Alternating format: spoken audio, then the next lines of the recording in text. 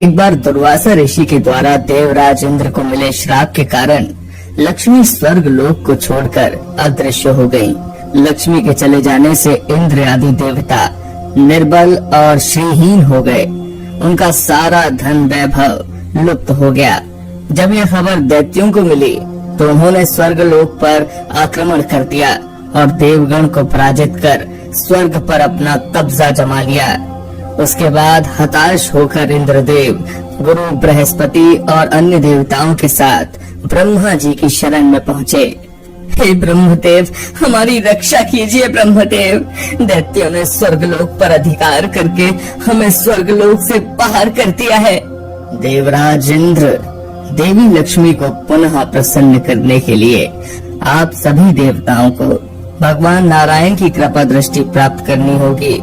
तभी उनके आशीर्वाद से आपको खोया हुआ वैभव और स्वर्ग पुनः मिल जाएगा। इंद्रदेव और बाकी देवगणों के आग्रह पर ब्रह्मदेव भगवान नारायण की शरण में पहुँचे।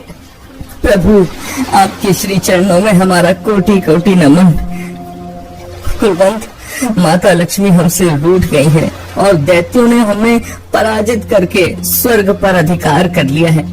अब हम आपकी शरण में हैं महाराज, हमारी रक्षा कीजिए प्रभु।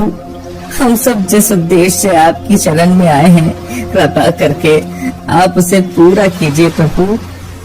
देवराज, घबराने से काम नहीं बनेगा। मेरी बात ध्यान पूर्वक सुनिए। दैत्यों पर इस समय काल की विशेष कृपा है, इसलिए जब तक तुम्हारे उत्कर्ष और दैत्यों के पतन का समय नहीं आता तब तक तुम उनसे संधि कर लो, क्योंकि केवल यही तुम्हारे लिए कल्याण का उपाय है।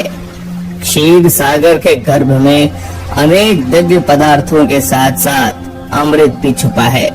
उसे पीने वाले के सामने मृत्यु भी पराजित हो जाती है। इसके लिए तुम्हें समुद्र मंथन करना होगा। ये कार्य अत्यंत दुष्कर है, अतः इस कार्य में दैत्यों से सहायता लो। कूटनीति भी यही कहती है कि आवश्यकता पड़ने पर शत्रुओं को भी मित्र बना लेना चाहिए। तत्पश्चात अमृत पीकर अमर हो जाओ, तब दुष्ट दैत्य भी तुम्हारा अहित नहीं कर पाएंगे। वे जो भी शर्त रखे स्वीकार कर लो। ये बात याद रखो कि शांति से सभी कार्य बन जाते हैं, क्रोध करने से कुछ नहीं होता। देवराज इंद्र, तुम दैत्यों के राजा बलि के पास जाओ और समुद्र मंथन का प्रस्ताव रखो। जो आज्ञा प्रभु। भगवान विष्णु के परामर्श के अनुसार इंद्र आदि देवगण दैत्यराज बलि के पास संधि का प्रस्ताव लेकर जाते हैं। यदि मैं समुद्र मंथन में देवताओं की मदद करूं तो इसमें मेरा क्या लाभ होगा? समुद्र मंथन से प्राप्त अमृत से दानव अमर हो जाएंगे, क्योंकि समुद्र मंथन से प्राप्त अमृत को पीने से हमें अमरता मिल जाएगी। यदि ऐसा है तो मैं समुद्र मंथन के लिए तैयार हूँ। समुद्र मंथन में अमृत प्राप्त होने की बात सुनकर राजा बलि को लालच आ गया और उसने समुद्र मंथन में देवताओं की सहायता करने के लिए हामी भर दी। समुद्र मंथन के लिए समुद्र में मंदराचल पर्वत को स्थापित कर वासुकी नाग को रस्सी बनाया गया। तत्पश्चात भगवान विष्णु ने पूर्व अवतार में स्वयं कछुए का रूप धारण करके मंदराचल पर्वत को अपनी पीठ पर रखा, ताकि मथनी स्थिर रहे और मंदराचल पर्वत समुद्र में डूब न जाए।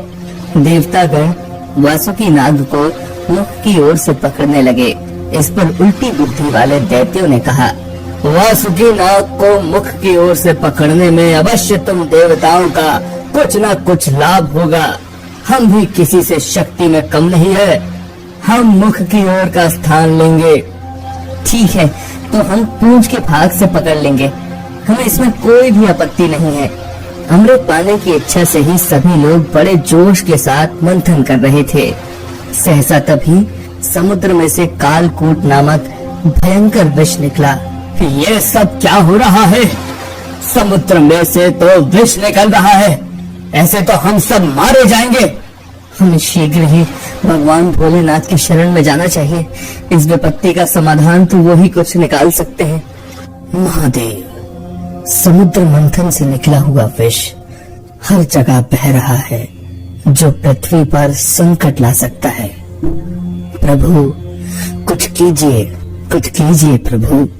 आप सबको चिंतित होने की आवश्यकता नहीं है। मैं उस विष का आवाहन करूंगा और उसे अपने कंठ में रोक लूंगा। सभी देवताओं की प्रार्थना को सुनकर महादेव विष को अपनी हथेली में रखकर पी गए, लेकिन उसे अपने कंठ से नीचे नहीं उतरने दिया। उस कालकूट विष के प्रभाव से शिव जी का कंठ नीला पड़ गया, इसीलिए महादेव जी को नीलकंठ भी कहा जाता है।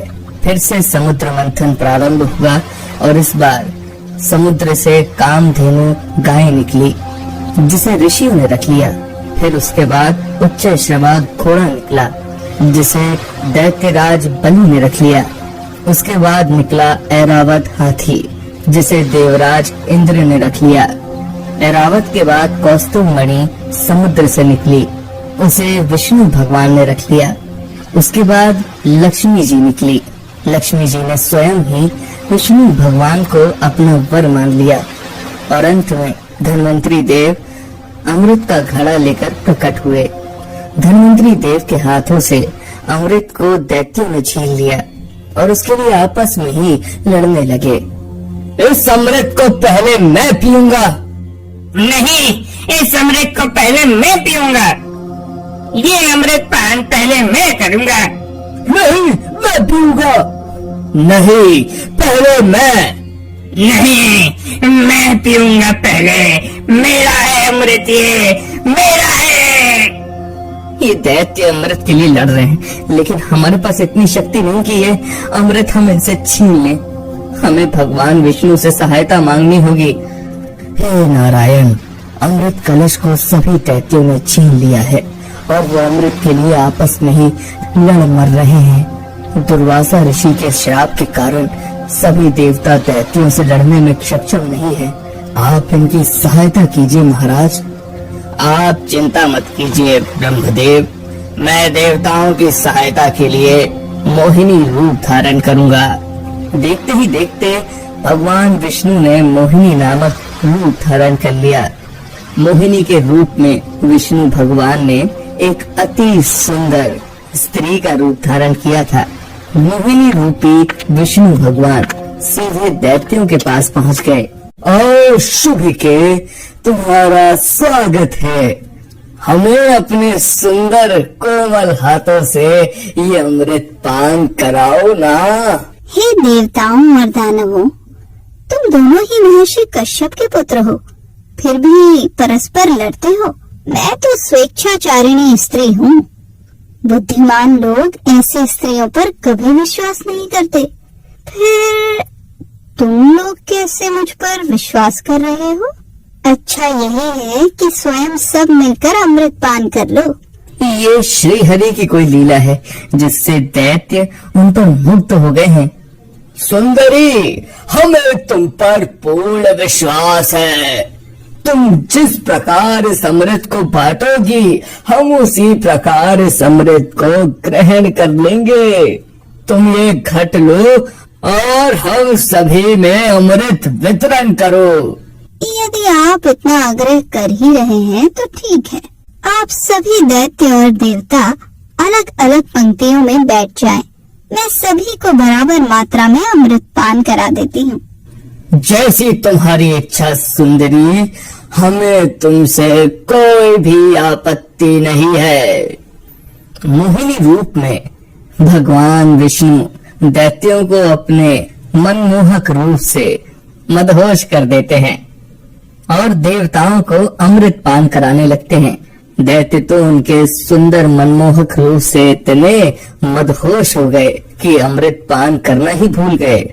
लेकिन भगवान विष्णु की इस चाल को राहु नामक दैत्य समझ गया। मुझे ऐसा क्यों लग रहा है कि जरूर ये विष्णु की कोई चाल है, परंतु सभी दैत्य अभी मोहिनी रूप में मदहोश हैं। वो मेरी बातों पर कतई विश्वास नहीं करेंगे, इसलिए मैं देवताओं का रूप बनाकर देवताओं की ही पंक्ति में बैठ जाता हूँ। ये तो राहु दैत्य है। हाँ, ये रूप बदलकर यहाँ पर देवताओं की पंक्ति में बैठ गया है। चंद्रमा और सूर्य की बात सुनकर भगवान विष्णु क्रोधित हो गए। उन्होंने तत्काल अपने सुदर्शन चक्र से राहु का सर धड़ से अलग कर दिया। अमृत के प्रभाव से उसके दोनों सर और धड़ अंतरिक्ष में अलग अलग स्थापित हो गए। इस प्रकार देवताओं को अमृत पिलाकर भगवान विष्णु वहां से अदृश्य हो गए। उनके वहां से अदृश्य होने के बाद ही दैत्यों की मदहोशी समाप्त हो गई। वे अत्यंत क्रोधित होकर देवताओं पर प्रहार करने लगे, लेकिन इस बार सभी देवतागण अपनी शक्तियां वापस पा चुके थे। अतः उन्होंने सभी दैत्यों को परास्त करके अपना इंद्रलोक वापस स्थापित कर लिया और स्वर्गलोक में फिर से शांति भरी रौनक लौट आई।